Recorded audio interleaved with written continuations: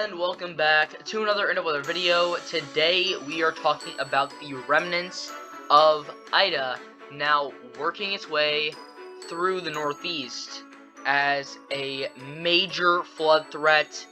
This is probably the first time that I've looked at this chart and seen bright pink for high chance of exceeding flash flood guidance. There is a greater than 50% chance of exceeding flash flood guidance within 25 miles of a point. So that is serious, and that encompasses New York City, some of the suburbs of Philadelphia, southern Connecticut, most of southeastern Pennsylvania. So even in the moderate threat areas, we have some major population centers. So moderate risk of exceeding flash flood guidance, 20 to 50% chance of exceeding flash flood guidance within 25 miles of a point. That includes areas such as Boston, as well as Providence, Hartford, some areas south of Albany, encroaching on the Pittsburgh metro. You also have Baltimore, DC, Northern Virginia, all in that risk.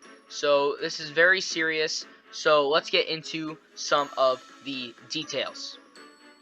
Starting off here in the mid-Atlantic, where this storm is currently in Tennessee and Alabama, but throughout the day on Wednesday, this storm will be moving through into the Northeast. You can see that most of the steadier rainfall is on the northeastern side of the low pressure, as is typically common with nor'easters. So I've been connecting this to a rainy version of a nor'easter, because that's basically what it is. You have rain out the front that is very light, then as the low pressure approaches, more of that heavy rain ensues, and that low pressure is right off the coast of the Northeast.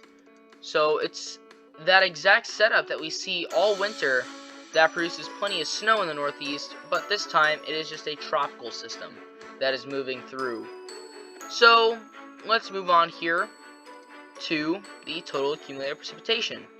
So currently the storm is producing most of its heavy rainfall on that northern side, but you kind of see more heavy rainfall start to work through the core, and eventually we start to see very heavy rainfall amounts in areas of south and eastern Pennsylvania, southeast New York, even into New England. So right here at the end of the loop, you can see that we have amounts here at 9 inches in spots.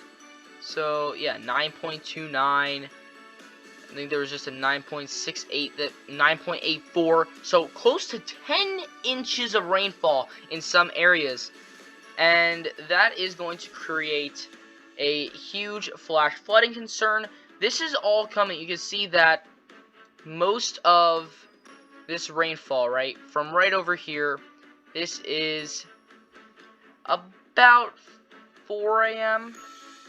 The entirety of the Northeast gets all of its rain by about 1 p.m. on Thursday. So from Wednesday morning to Thursday afternoon, you could see areas from eastern Ohio all the way out to the Boston area get at least 3 inches of rain. So the timing of this and how quickly this storm is moving is significant to that number of greater than 50% chance of exceeding flash flood guidance. Another key detail about this is that most of this flooding, especially in the very populated areas, Philadelphia, New York City, is going to happen overnight. So you can see that New York gets most of its rainfall. This is about 2 a.m. So Boston, you'll be getting most of your rainfall right around the morning rush. Philadelphia gets most of their rainfall right around that same time as New York does. But those are the three major population centers under fire from significant rainfall. Now, Baltimore and Washington, D.C. are under a significant flash flood chart here, so they are in the moderate risk. But you can see here at the end of this loop, they are on the southeast side of the storm. So that means that they'll get some thunderstorms, they'll get some isolated heavy showers, but you can see that DC is right around 2.5 inches. Baltimore, which is right over here, is right around probably like an inch, inch and a half. So that is significantly less than the Northeast, but the difference there and why they're in that moderate risk is because that could just come in short bursts of energy. So let's move on here further up into the Northeast. So the storm moves through, and you can see that most of the heavy rainfall is right on that northern side of the storm. So that starts to push into Philadelphia right around 10 p.m. Then it moves into New York right around 1 a.m.